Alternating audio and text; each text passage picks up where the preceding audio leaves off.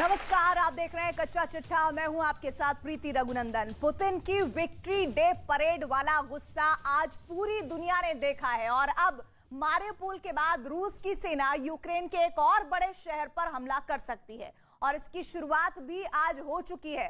कच्चा चिट्ठा में आज हम आपको बताएंगे कि पुतिन ने अपने 3 अगले टारगेट फिक्स कर लिए हैं। साथ में चीन और शी जिनपिंग की बात भी हो गई है।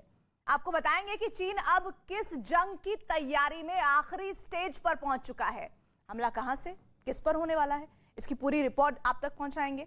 लेकिन सबसे पहले देखिए आज 11 मिनट के भाषण में पुतिन ने किन किन दुश्मनों का नाम लिया और यूक्रेन में चल रहे युद्ध में अब क्यों और ज्यादा खून खराबा देखने को मिल सकता है।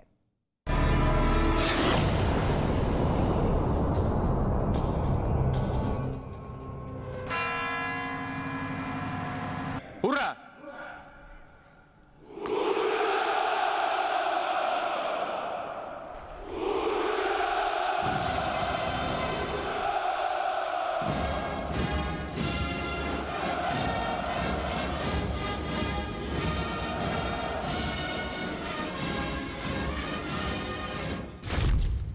नौ मई वाला तूफान कैसे गुजरा?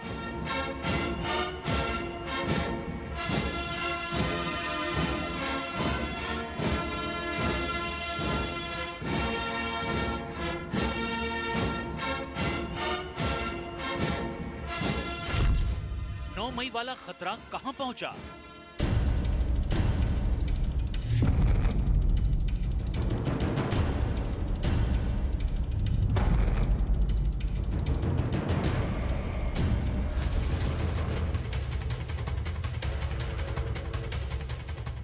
मई को जब अपने हथियारों के साथ पुतिन भी रेड स्क्वायर पर उतरे तो उनके जलवे के साथ रूस का जोश ऐसे उफान पर था।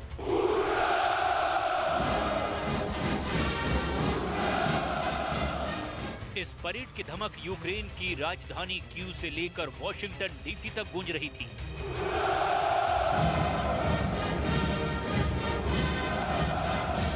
यूक्रेन में युद्ध के बीच अपनी सबसे बड़ी ताकत का मुजाहिरा करके पुतिन ने पश्चिमी देशों को कैसे ललकारा, उनके एक एक शब्द पर गौर कीजिएगा, क्योंकि जब पुतिन बोल रहे थे तब कीव में बैठे ज़ेलेंस्की और वॉशिंगटन डीसी में बैठे जो बाइडेन बहुत गौर से पुतिन को सुन रहे थे। पुतिन ने अपने 11 मिनट की ललकार में अमेरिका से लेकर पूरे नेटो तक हर दुश्मन का खुलकर नाम लिया। Планомерно создавалась абсолютно неприемлемая для нас угроза, причем непосредственно у наших границ. Все говорило о том, что столкновение с неонацистами, бандеровцами, на которых США и их младшие компаньоны сделали ставку, будет неизбежным. Повторю, мы видели, как разворачивается военная инфраструктура, как начали работать сотни зарубежных советников. पुतिन ने इस परेड के जरिए बताया कि उनकी तैयारी बहुत बड़ी है। ये विक्ट्री डे परेड की वो तस्वीरें हैं जो रूस का वो खौफ है जो सोवियत संघ के जमाने से पश्चिमी देशों के दिलो दिमाग में बैठा हुआ है।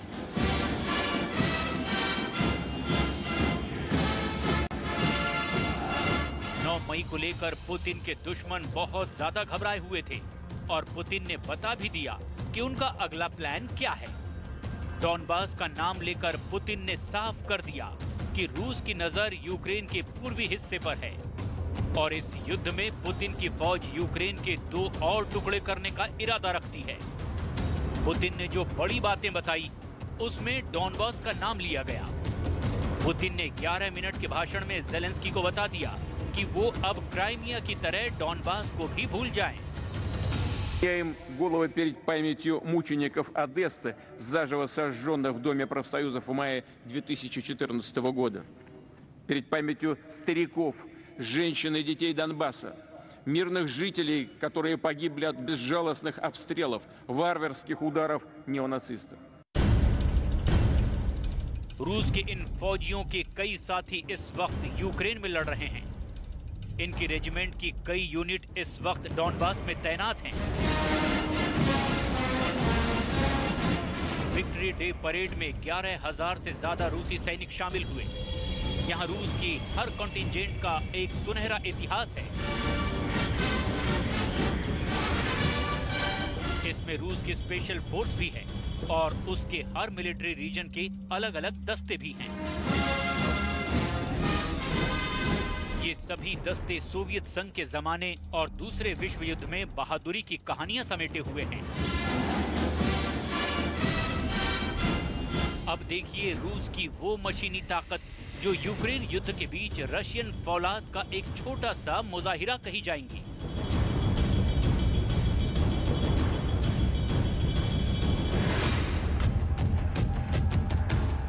ये है T-15 इन्फेंट्री फाइटिंग व्हीकल, जिसे रूस की फौज की नई बख्तरबंद सवारी कहा जा रहा है।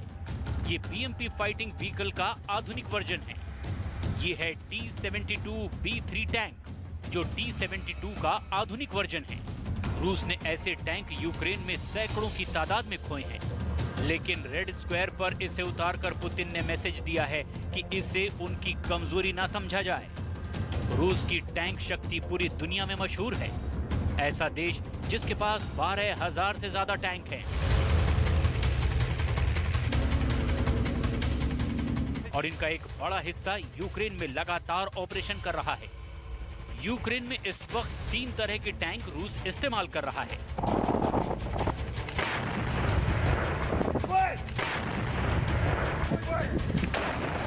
जिनमें T-90 हैं, T-72 और T-80 भी शामिल हैं। उन्हीं पर ऐसे हमले सबसे ज्यादा हुए हैं और इनमें भी सबसे ज्यादा बुरा हाल पुराने T-72 का हुआ।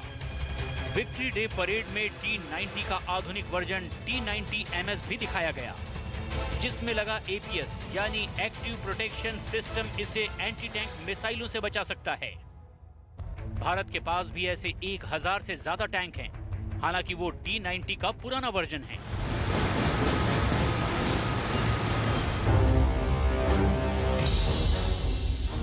इस बीच जब रूस रेड स्क्वायर पर T-90 का नया वर्जन T-90M दिखा रहा था, तब ऐसा ही टैंक यूक्रेन में तबाह कर दिया गया और इसके कुछ वीडियो यूक्रेन के रक्षा मंत्रालय ने रिलीज किए। ये T-90 का आधुनिक वर्जन है, जो मिसाइल के खिलाफ ज्यादा सुरक्षित माना जाता है। लेकिन रूस के ऐसे नए टैंक भी यूक्रेन में शिकार किए जा रहे हैं। इस टैंक की तस्वीरें बताती है कि इसमें बैठे सैनिकों का हाल क्या हुआ होगा। हालांकि ये टैंक रूस की शान कहा जाता है। वहीं रूसी फौलाद में सबसे बड़ा और सबसे नया नाम T-14 भी फिर एक बार रेड स्क्वायर पर उतरा। ये टैंक रूस ने आर्कटिक के युद्ध क्षेत्र को ध्यान में रखकर बनाया है और ये दुनिया का सबसे आधुनिक बैटल टैंक है, जो पूरी तरह रोबोटिक सिस्टम से लैस है। पुतिन का सबसे तगड़ा टैंक T-14 अर्माटा खास बर्फ और आर्कटिक जैसे इलाकों के लिए तैयार किया गया है।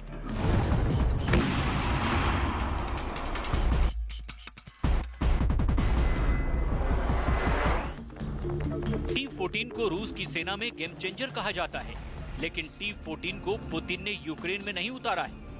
इसे खास आर्कटिक रीजन के लिए ही बनाया गया है, जो पूरे साल बर्फ से घिरा रहता है।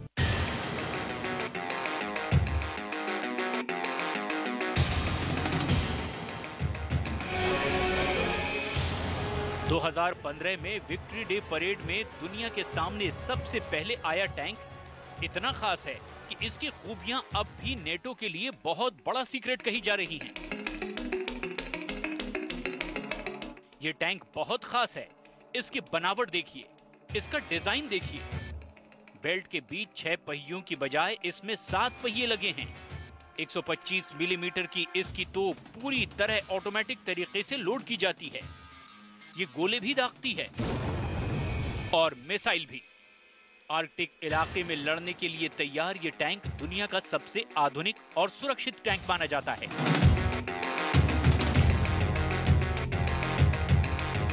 इसमें 3 क्रू ड्राइवर, गनर और कमांडर टैंक के अगले हिस्से में बैठते हैं, जबकि टरेट यानी टैंक का बीच वाला हिस्सा जिसमें तोप लगी होती है वो पूरी तरह रोबोटिक सिस्टम पर चलता है।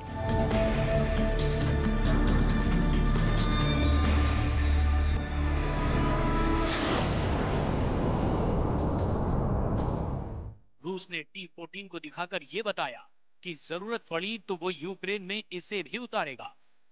लेकिन डॉनबास में रूस के T-72 टैंक तसल्ली बख्श काम कर रहे हैं और उनको यहाँ वैसा नुकसान नहीं उठाना पड़ा जैसा उन्होंने कीव और बूचा के आसपास उठाया था। लेकिन इसमें कोई शक नहीं कि डॉनबास में पुतिन ने अपनी पूरी ताकत झोंकने का फैसला कर लिया है। Из зоны боевых действий. Мы помним, как враги России пытались использовать против нас банды международных террористов. Стремились посеять национальную и религиозную вражду, чтобы изнутри ослабить, расколоть нас. Ничего не получилось. 9 मई को लेकर सीज फायर से लेकर परमाणु हमले का डर और साथ में एक नए युद्ध का खतरा भी जताया गया था। ये भी कहा गया था कि 9 मई को पुतिन ऐसा फैसला लेंगे जिसकी वजह से बाइडेन को पछताना पड़ेगा। पुतिन ने इरादे भी कुछ ऐसे ही दिखाए हैं, जिसमें पूरे यूक्रेन पर कब्जे की तैयारी नजर आती है, क्योंकि मारियोपोल के बाद अब पुतिन ने दक्षिण पश्चिम छोर पर ओडेसा का भी जिक्र किया है, जो यूक्रेन की दूसरी सबसे बड़ी पोर्ट सिटी है। डॉनबास पर कब्जे के बाद पुतिन की सेना पश्चिमी यूक्रेन की तरफ कूच करेगी। इसमें कोई शक नहीं होना चाहिए कि उनका पहला टारगेट ओडेसा शहर होगा। В плечу стоят солдаты и офицеры из многих регионов нашей огромной Родины. В том числе те, кто прибыл прямо из Донбасса, непосредственно из зоны боевых действий. Мы помним, как враги России пытались использовать против нас банды международных террористов. Стремились посеять национальную и религиозную вражду. इस रिपोर्ट में रशियन फोर्स की पूरी ताकत देखिए। 9 मई को मॉस्को में क्या हुआ, क्या फैसले लिए गए। इस तेज रफ्तार वाले एक्शन में अमेरिका और नेटो बहुत ज्यादा घबराए हुए हैं। मॉस्को में पुतिन ने अपनी वो ताकत दिखाई है जिसका प्रैक्टिकल वो यूक्रेन में आजमा रहे हैं। 9 मई को लेकर अमेरिका और यूरोप में जो डर था, जो आशंका थी, उसे लेकर यूक्रेन में हवाई हमले का अलर्ट जारी किया गया था। यूक्रेन के 15 शहरों में हवाई हमले के सायरन लगातार सुनाई दे रहे थे। यूक्रेन की राजधानी कीव और इसके अलावा जापोरिजिया वो जगह है जहां पर हवाई सायरन बजाए जा रहे हैं। कहा जा रहा है कि यहां पर कीव में और साथ ही जापोरिजिया में और चर्निव में यहां पर कहा जा रहा है कि हवाई हमले का अलर्ट है। और इसके अलावा कहां पर सायरन बजाए जा रहे हैं कि वहां पर हमला हो सकता है, उसमें डोनेस्क शामिल है। साथ ही जानकारी मिल रहा है कि उसमें ओडेसा ये वो जगह है जहां पर हवाई हमले का अलर्ट है। और इनके अलावा यूक्रेन के और शहर हैं जिसमें जतोमर शामिल हो जाता है, जिसमें जानकारी यह है कि निप्रो भी आ जाता है। यहां पर भी सायरन बजाए जा रहे हैं क्योंकि कभी भी हमला होने की यहां पर जानकारी है। जब रूस में विक्ट्री डे परेड चल रही थी, तब हमारी संवाददाता जसप्रीत कौर यूक्रेन की राजधानी कीव से कुछ किलोमीटर दूर एक गांव में थी और उनकी रिपोर्ट बताती है कि उस वक्त यूक्रेन में कैसी दहशत थी। कीव से कुछ किलोमीटर की दूरी पर हम लोग मौजूद हैं। होरेंका गांव में हम लोग मौजूद हैं और यहाँ पर डर है, शंका के बादल हैं कि कभी भी मिसाइल अटैक हो सकता है, क्योंकि एयर इनपुट है कि कीव समेत 15 शहर ऐसे हैं जहाँ पर मिसाइल से अटैक हो सकता है। बर्बादी का मंजर हर जगह है, हर जगह आपको वीरान सड़कें नजर आएंगी, बर्बादी के निशान नजर आएंगे। करम, आप उस तरफ की तस्वीरें दिखा दीजिए। देखिए यहाँ से गाड़ियों की आवाजाही है, ये बिल्डिंग को उस पार पूरा मलबा देख सकते हैं। और ये एक जगह नहीं है, ऐसे कई इलाके हैं जो इस वक्त खंडर में तब्दील हो चुके हैं। लेकिन खास बात ये रही कि मॉस्को में रेड स्क्वायर के ऊपर फ्लाई पास्ट हुआ ही नहीं। जमीन पर 11,000 की फौज तो गुजर गई, लेकिन आसमान में ताकत दिखाने वाला शो पुतिन ने आखिरी पलों में कैंसिल कर दिया। इसकी बड़ी वजह रही मॉस्को का मौसम और बादलों को लेकर रिपोर्ट। बताया गया कि बादलों की एक परत 300 मीटर की ऊंचाई तक रहेगी, जिसकी वजह से रेड स्क्वायर के ऊपर से गुजरने वाले विमान नजर नहीं आएंगे। हालांकि ड्रेस रिहर्सल के दौरान रूस ने अपने न्यूक्लियर बॉम्बर भी दिखाए थे। MiG-31 से लेकर Tu-160 रूस के परमाणु डिलीवरी सिस्टम सबको फ्लाई पास्ट में शामिल होना था, लेकिन मौसम रुकावट बन गया। ऐसा 2017 में भी हुआ था, जब बादलों की वजह से फ्लाई पास्ट रद्द कर दिया गया था। हालांकि जमीन पर शोध जारी रहा। यह है रूस की Tu-S19 तोप। इसे भी रूस यूक्रेन युद्ध में इस्तेमाल कर रहा है। 152 मिलीमीटर के इसके गोलों से यूक्रेन को बहुत ज्यादा नुकसान हो रहा है। डॉनबास में इस तोप ने यूक्रेन की फौज को कई शहरों में पीछे हटने पर मजबूर कर दिया है। ये है टोर M2 एयर डिफेंस सिस्टम, जिससे रूस ने यूक्रेन के बहुत से ड्रोन मार गिराए हैं। छोटी दूरी के एयर टारगेट्स के लिए बहुत खतरनाक हथियार ये है। और अब देखिए रूस का परमाणु बम। ये है रूस का टोपोल M मिसाइल। 11,000 किलोमीटर तक मार करने वाली इस मिसाइल की चर्चा बहुत ज्यादा है, क्योंकि इसी मिसाइल को बार बार दिखाकर पुतिन ने नेटो के दिलो दिमाग में बहुत टेंशन पैदा कर दी है। पुतिन की परेड अपनी जगह और यूक्रेन में रूस की जंग अपनी जगह। अब पुतिन की नई चाल देखिए, जो यूक्रेन की जंग को एक नए लेवल पर लेकर जाएगी। पुतिन ने यूक्रेन की राजधानी कीव को घेरने के साथ साथ पूरे यूक्रेन को लैंडलॉक देश में तब्दील करने का खाका तैयार कर लिया है।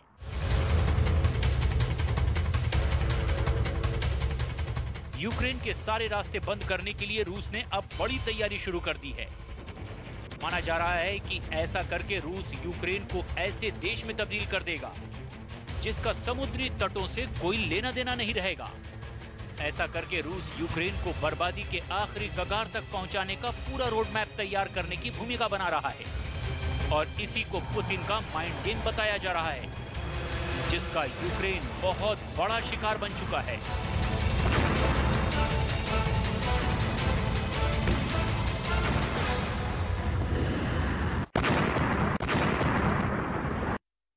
आइए आपको बताती हूँ कि रूस के राष्ट्रपति पुतिन ने कुछ दिन पहले ही यूक्रेन के पूर्व में जो लुहांस्क और डोनेस्क है, यहाँ पर किस तरह से उसे पहले से ही स्वतंत्र देश के तौर पर मान्यता दी हुई है। और वहीं अगर रूस ने हम बात करें जापोरिजिया की, मिकोलाइव की, ओडेसा की, तो ये वो इलाके हैं जहाँ पर बहुत तेजी के साथ हमले किए जा रहे हैं। और सबसे अहम बात एक और, वो ये कि खैरसोन ये वो इलाका है जहां पर रूस पहले से ही कब्जा करने का दावा कर चुका है। और इसी तरह इन सभी प्रांतों पर अगर रूस का कब्जा हो जाता है, देखिए ये पूरा जो इस वक्त मैं आपको मैप दिखा रही हूं, अगर इन इलाकों पर कब्जा रूस का हो जाता है तो इसका मतलब यह है कि ये जो हिस्से हैं वो काला सागर से कट जाएंगे। इसका सीधा मतलब यह कि यूक्रेन का नाता काला सागर से डिस्कनेक्ट हो जाएगा। और दक्षिण में आइए बात कर लेते हैं क्राइमिया की। ये हिस्सा दक्षिण में क्राइमिया का, जहां पर कहा जा रहा है कि रूस का कब्जा है। और इसी के चलते दक्षिणी हिस्से में जो अजोव सागर है, ये वाला हिस्सा अजोव सागर से यूक्रेन का संपर्क कट चुका है। और रूस ने यूक्रेन से लगते हुए मोल्दोवा जो देश है, जिसको लेकर देखिए आप कहा जा रहा है कि वहां पर भी अब प्लानिंग चल रही है रूस की। वो क्या प्लानिंग है उस पर भी हम लगातार डिटेल रिपोर्ट आपको दिखा रहे हैं। इधर मोल्दोवा को लेकर क्या कहा जा रहा है, मोल्दोवा को लेकर यह कहा जा रहा है कि वहां पर विद्रोहियों का समर्थन किया जा रहा है। और यही वजह है कि दक्षिणी और पश्चिमी और पूरा का जो दक्षिण हिस्सा है वो यूक्रेन का विरोध यहां पर हो रहा है। और इस तरह से काला सागर और अजोव सागर के बारे में यह कहा जा रहा है कि यूक्रेन का नाता अगर यहां से टूटता है, डिस्कनेक्ट होता है, तो एक लैंडलॉक देश में तब्दील यूक्रेन हो जाएगा। लेकिन क्या ये सब करने से जेलेंस्की की जो ताकत है वो खत्म हो जाएगी? पुतिन की तरह जेलेंस्की ने भी शक्ति प्रदर्शन किया है। यह रिपोर्ट आप देखेंगे तो आपको पता चलेगा कि जेलेंस्की एक नहीं बल्कि दो विक्ट्री परेड की तैयारी कर रहे हैं।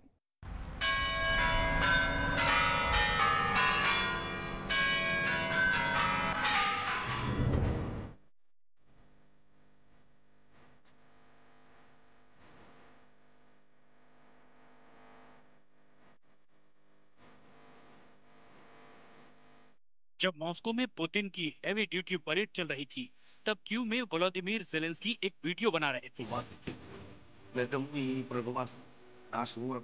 जेलेंस्की ने इस जोशीले वीडियो में क्या कहा, उसे बहुत गौर से समझिएगा, क्योंकि उनका हर शब्द बता रहा है कि यूक्रेन में चलने वाली ये जंग अब किधर का रुख करने वाली है। Не віддамо ані клаптика своєї землі. Сьогодні ми відзначаємо День перемоги над нацизмом. І нікому не віддамо ані клаптика своєї історії. Ми пишаємось нашими предками.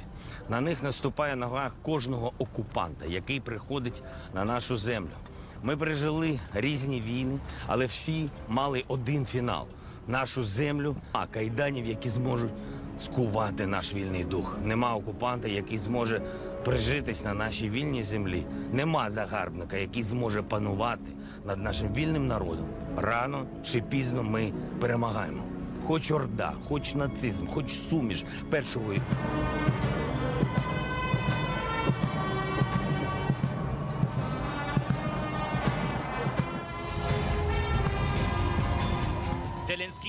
की बात कह गए, लेकिन बड़ा जवाब पुतिन की तरफ से आया। जब वो मॉस्को में परेड के बाद उस रेजिमेंट मार्च का हिस्सा बने जिसमें हजारों की तादाद में लोग उन सैनिकों की तस्वीरों के साथ शामिल हुए,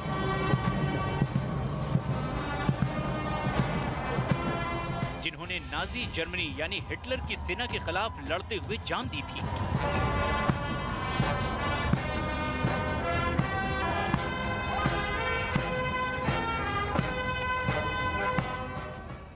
पुतिन का इस तरह लोगों के बीच होना, उन लाखों लोगों को श्रद्धांजलि देना, ये पुतिन का रूस में कद और बढ़ा देता है।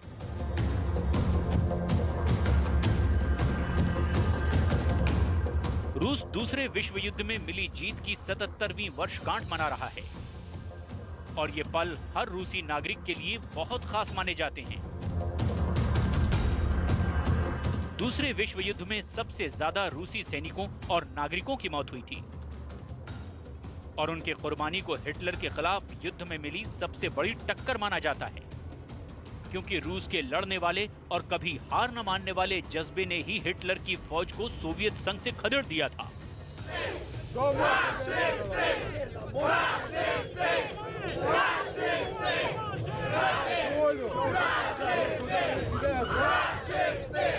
लेकिन नेटो देशों में रूस को लेकर कैसे नफरत फैल रही है, इसकी तस्वीरें आपको हैरान कर देंगी। पोलैंड में रूस के राजदूत पर लाल स्याही से हमला किया गया। जब पोलैंड की राजधानी वार्सा में रूसी राजदूत विक्ट्री डे पर एक मेमोरियल पहुंचे तो प्रदर्शनकारियों ने उन्हें घेर लिया और फिर किसी ने उन पर लाल रंग की इंक फेंक दी। ये लोग रूस के खिलाफ नारेबाजी कर रहे थे और यूक्रेन युद्ध को लेकर रूस पर सवाल खड़े कर रहे थे।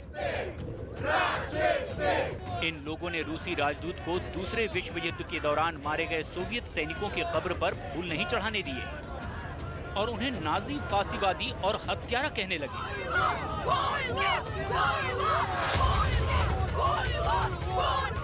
ऐसा नहीं कि ज़ेलेंस्की को ये सब नहीं मालूम। उन्होंने पुतिन की परेड भी देखी और ये भी जाना कि पुतिन ने कौन कौन से हथियार दिखाए हैं।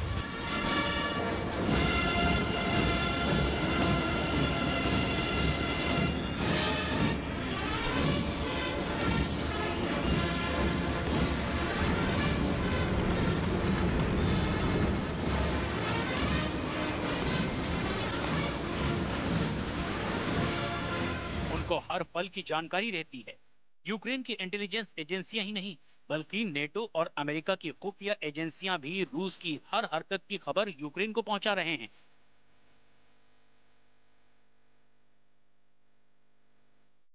पुतिन ने अपने शक्ति प्रदर्शन के लिए एक और तरीका निकाला है और इसमें लेटेस्ट एंट्री कनाडा के प्रधानमंत्री जस्टिन ट्रूडो और अमेरिका की पहली महिला यानी राष्ट्रपति जो बाइडेन की पत्नी की हुई है।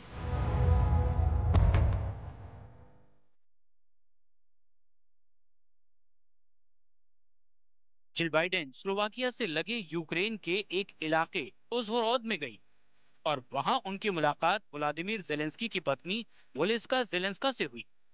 इससे पहले अमेरिका के विदेश मंत्री और रक्षा मंत्री कीव जाकर ज़ेलेंस्की से मिल चुके हैं और उनको पूरी मदद का आश्वासन भी दे चुके हैं। लेकिन अब जिल बाइडेन के आने के बाद अब बस अमेरिका के राष्ट्रपति जो बाइडेन का यूक्रेन आना ही बाकी रह गया है। अगर ऐसा होता है तो ये युद्ध शुरू होने के बाद यूक्रेन में सबसे हाई प्रोफाइल दौरा होगा।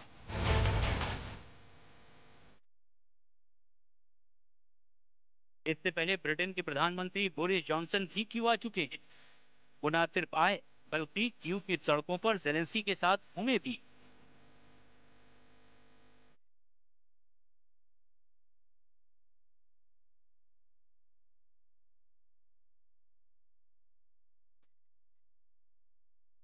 इसके अलावा संयुक्त राष्ट्र के महासचिव एंटोनियो गुतेरेस भी कीव का दौरा कर चुके हैं। लिहाजा पुतिन के खिलाफ अपने साझेदारों को जोड़ने की कोशिश तो ज़ेलेंस्की बराबर कर रहे हैं, लेकिन जमीन पर इसका खास रिजल्ट निकलता दिखाई नहीं दे रहा। यूक्रेन की फौज ने रूस को बड़ा नुकसान पहुंचाने का दावा किया है, लेकिन ये भी सच है कि उनके हाथ से मारियुपोल शहर निकल चुका है। It is clear that Vladimir Putin is responsible for heinous war crimes, heavy artillery. Today I'm announcing more military assistance, drone cameras, satellite imagery, small arms, ammunition and other supports, including funding for demining operations. जिस दूसरे विश्व युद्ध की जीत का जश्न Moscow में मनाया गया, उसी जीत की खुशी मारियुपोल में भी मनाई गई, और वो भी रूस के झंडों के साथ। मारियुपोल में 2014 के बाद ये पहली बार है जब दूसरे विश्व युद्ध के मेमोरियल में लगी मशाल को फिर से रोशन किया गया। Если даже, может быть, нам запрещали первое время где-то что-то, то мы все равно в каждой семье отмечали этот праздник. А потом уже мэрия разрешала нам возлагать цветы, вот, ветеранов поздравляли. Но власть это не приветствовала. Так что мы это доказали еще в 2014 году, что мы будем всегда вместе с Россией. मारियुपोल डॉनबास का ही एक हिस्सा है और इस वक्त ये रूस के कंट्रोल में है, जबकि अभी डोनेस्क और लुहांस्क के आसपास जंग जारी है। और रूस यहाँ पर काफी मजबूत हालात में है। अब सवाल उठता है कि क्या पुतिन के गुस्से को देखकर ज़ेलेंस्की पुतिन के साथ सरेंडर करेंगे, या फिर कोई ऐसा बीच का रास्ता निकाला जा सकता है जिससे रूस का सामरिक हित भी बचा रहे और ज़ेलेंस्की की सत्ता भी, साथ ही यूक्रेन के टुकड़े होने से भी बच जाएं और युद्ध जिस तेजी से शुरू हुआ था उसी तेजी के साथ खत्म भी हो जाए। हालांकि ज़ेलेंस्की पर दांव लगाने वाली नेटो और अमेरिका की फोर्स को उम्मीद है कि यूक्रेन अब भी रूस को टक्कर देता रहेगा और वो पुतिन की फौज को हरा भी सकता है। Don't think we should forget that it is very possible that Ukraine will break the Russian army to the extent that they either have to go back to pre-February or they have to effectively, it folds in on itself. But ultimately, the price that is being paid by Russians for their illegal invasion is a price that needs to be faced up by the Russian leadership. ऐसे में अब असली test तो Zelensky का ही होने जा रहा है। देखना होगा कि उनकी फौज कब तक खड़ी रहती है। डॉनबास अगर टूटता है तो पूरी संभावना है कि रूस उसे क्राइमिया की तरह अपने में मिला लेगा। इस तरह यूक्रेन का एक बड़ा हिस्सा उससे अलग हो जाएगा। कुल मिलाकर यूक्रेन इस वक्त रूस और पश्चिमी देशों, खासकर अमेरिका के बीच लड़ाई का मैदान बन चुका है और इसमें ज़ेलेंस्की के साथ यूक्रेन की जनता भी पूरी तरह पिस रही है, रोजाना अपनी जान कमा रही है। इस बीच एक बड़ी खबर आ रही है। पंजाब के मोहाली में धमाके की खबर आ रही है। जानकारी ये कि इंटेलिजेंस दफ्तर के बाहर ये धमाका जोरदार तरीके से किया गया है। दफ्तर की खिड़कियों के शीशे टूटने की भी खबर आ रही है। मौके पर भारी पुलिस बल की तैनाती की गई है और इस धमाके की इंटेंसिटी और किस तरह का ये धमाका था, जानकारी जुटाने की कवायद हो रही है। पंजाब के मोहाली से इस वक्त की सबसे बड़ी खबर, इंटेलिजेंस दफ्तर के बाहर धमाका हुआ है। चमन पलानी हमारे साथ सहयोगी जुड़ रहे हैं। चमन, क्या खबर इस धमाके से संबंधित? जी प्रीति, देखिए जिस तरह से पंजाब में जो है दिन प्रतिदिन जो है नए से नए जो है धमाके जो है देखने को मिल रहे हैं, क्योंकि पिछले दिन भी पंजाब में जो है आतंकियों के द्वारा जो है 4 आतंकियों को करनाल में पकड़ा गया था। तो आज भी पंजाब का जो पुलिस हेडक्वार्टर है, इंटेलिजेंस का जो हेडक्वार्टर है मोहाली में पड़ता है और सुहाना गुरुद्वारे से लगभग जो है वो 1 किलोमीटर की दूरी पर है।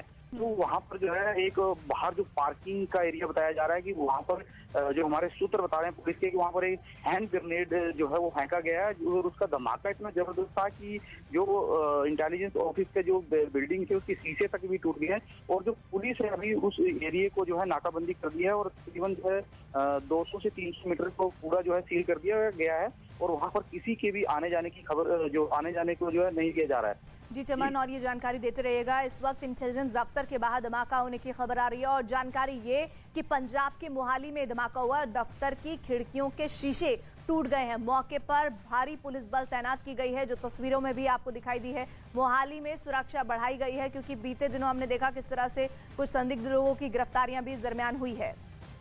और इधर यूक्रेन पर रूस के हमले ने चीन की चाहत को और बढ़ा दिया है। चीन अब ताइवान के पास नया युद्ध अभ्यास कर रहा है। इस वॉर एक्सरसाइज में चीन की नौसेना ने अपना सबसे बड़ा हथियार उतार दिया है। इस रिपोर्ट को देखेंगे तो आपको पता चलेगा कि शी जिनपिंग के इरादे ठीक नहीं है, क्योंकि अब तो जापान ने भी ऐसी बात कह दी है कि अमेरिका की नींद उड़ चुकी है।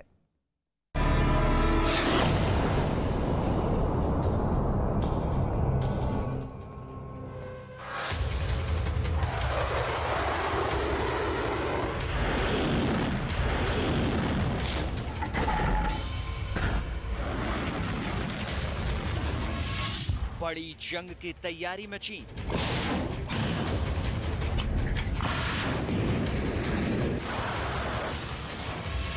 ताकत बढ़ा रही है शी की सेना।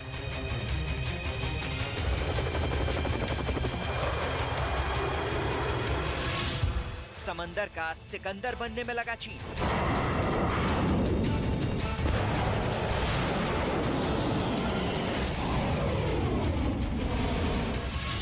शी जिनपिंग का बहुत बड़ा षड्यंत्र।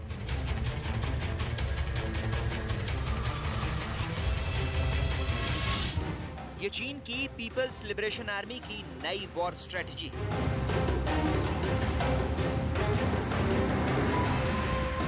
समंदर में अपने महाबली का ऐसा प्रदर्शन कि देखने वाला कांप जाए।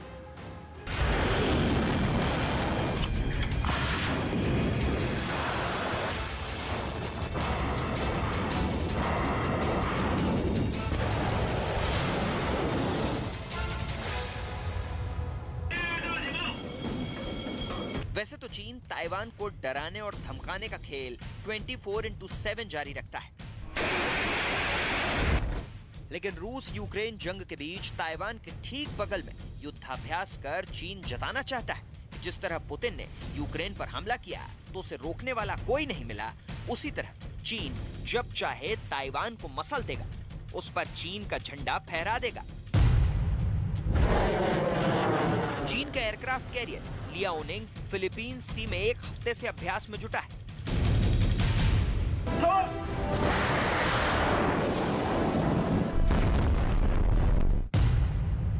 चीन के ग्लोबल टाइम्स में छपे एक लेख के मुताबिक एयरक्राफ्ट कैरियर लियाओनिंग ताइवान की पूर्वी दिशा में अभ्यास में जुटा है। ग्लोबल टाइम्स के मुताबिक ताइवान से जंग होने की हालत में एयरक्राफ्ट कैरियर लियाओनिंग अमेरिका और जापान को ताइवान की मदद करने से रोकेगा, जबकि जापान के रक्षा मंत्रालय के मुताबिक ये कैरियर लगातार ताइवान की ओर बढ़ रहा है। मतलब चीन और ताइवान के बीच लगातार तनाव के हालात बने हुए। युद्धाभ्यास के बीच चीन की सेना के 18 लड़ाकू जहाज, जिसमें H-6 बॉम्बर और J-16 फाइटर जेट शामिल थे, इनके ताइवान के इलाके में घुसने की घटना सामने आई थी। ताइवान के विदेश मंत्री जोसेफ वू ने उम्मीद जताई थी कि चीन के ताइवान पर हमला करने की स्थिति में दुनिया यूक्रेन युद्ध के समान ही चीन पर प्रतिबंध लगाएगी। चीन के उप विदेश मंत्री ली येचंग ने ताइवान को चेतावनी देते हुए कहा था कि दोनों देशों का एक होना ही सही रास्ता है और आजादी के लिए की जा रही ताइवान की विदेशी कोशिशों से उसे कुछ हासिल नहीं होगा। 而且还在蒸蒸日上、日新月异的发展，我们还有什么可怕的？我还想借这个机会正告台湾当局，两岸统一是正道，挟洋谋独是死路。中国必须统一，也必然统一，这是历史大势，不可阻挡。 सवाल है कि ताइवान के खिलाफ शी जिनपिंग आखिर चाहते क्या हैं? क्या चीन किसी बड़े युद्ध की तैयारी में लगा है? युद्धपोत दिखाकर क्या चीन दुश्मनों को डराना चाहता है? क्या ये बाइडेन को शी जिनपिंग की सीधी चेतावनी है या फिर ताइवान पर दबाव बनाने का प्लान है? 近来，美国也不断在中国的家门口秀肌肉，拼凑各种反华小圈子，甚至在台湾问题上大做文章，试探红线。这不是亚太版的北约东扩又是什么呢？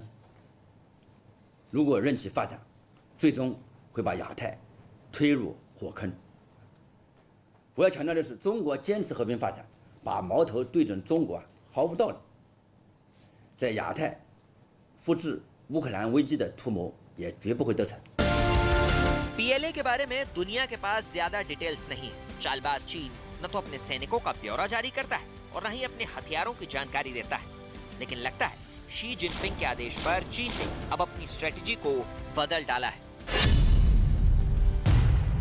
KJ-500 early warning aircraft, Y-8 anti submarine warfare aircraft, KA-28 anti submarine warfare helicopter. चीन की नौसेना ने फिलीपींस सी से लेकर ताइवान द्वीप के पूर्व में और जापान के दक्षिण में सैन्य अभ्यास तेज किया है। 发现敌机载雷达信号，战斗警报。 चीन की ओर से ताइवान पर कार्रवाई के दौरान बाहरी हस्तक्षेप को रोकने के मकसद से ये अहम जगह है। ताइवान को लेकर चीन के रुख को देखते हुए जापान भी नाप तोलकर कदम रख रहा है। जापान के प्रधानमंत्री किशिदा ने बड़ा बयान दिया है कि यूक्रेन जैसी जंग पूर्वी एशिया में भी हो सकती है। ताइवान सरकार लगातार कहती रही है कि वो यूक्रेन युद्ध से सबक ले रही है और चीन के ताइवान पर हमला करने की हालत में यूक्रेन की तरह ही चीन को जवाब भी देगी। दरअसल चीन साउथ चाइना सी के बड़े हिस्से पर अपना दावा करता है। इसे लेकर वो Taiwan, Vietnam, Philippines, Malaysia, Indonesia और ब्रुनेई के साथ भी उलझ चुका है। खासकर ताइवान इस वक्त चीन की नजरों में सबसे बड़ा कांटा है। खुद अमेरिकी सेना ये आशंका जता चुकी है कि चीन कभी भी ताइवान पर हमला कर सकता है। अंदेशा है कि जैसा रूस ने यूक्रेन में किया है वैसा ही चीन ताइवान में करने की साजिश तैयार कर चुका है। बस हरी झंडी दिखाना बाकी है। असल में चीन के सामने ताइवान की ताकत कहीं भी नहीं ठहरती। दोनों देशों में अगर लड़ाई हुई तो चीन के पास इतनी ताकत है कि वो बस 2 घंटों के अंदर खेल खत्म कर सकता है। कई जानकारों का मानना है कि जब तक अमेरिका आएगा उससे पहले ही खेल खत्म हो जाएगा।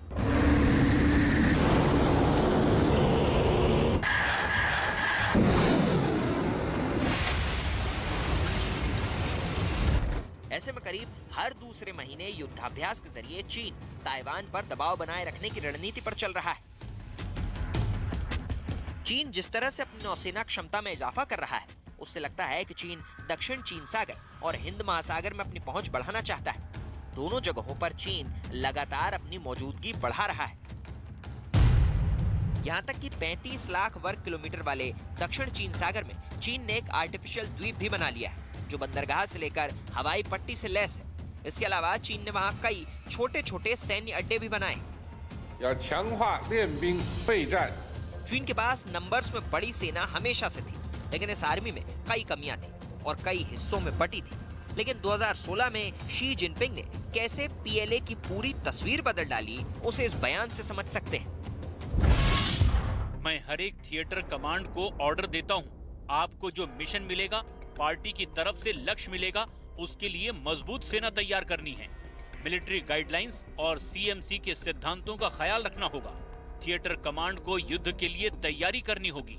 ज्वाइंट कमांड बनाना होगा जो वफादार, युद्ध नीति में महारत हासिल हो, लड़ने का जज्बा हो और जीतना आता हो। वैसे तो ताइवान पर कब्जा जमाने का चीन का इरादा बरसों पुराना है, लेकिन सही मौका। इस वक्त एक बड़ी खबर आ रही है पंजाब के मोहाली से, जहां पुलिस इंटेलिजेंस के दफ्तर के बाहर धमाका हुआ है। धमाके की वजह से दफ्तर की खिड़कियों के शीशे टूट गए हैं और पूरे मोहाली में सुरक्षा बढ़ा दी गई है।